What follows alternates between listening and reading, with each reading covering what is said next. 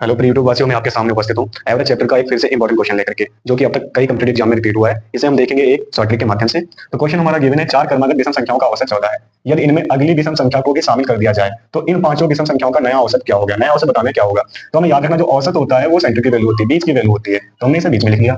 चार क्रमागत विषम संख्याओं का औसत ये बीच में है, और हमें बताना है चार क्रमागत विषम संख्याओं का औसत। तो चार क्रमागत विषम संख्या है, दो इसके बाद में होंगी, दो इसके पहले होंगी।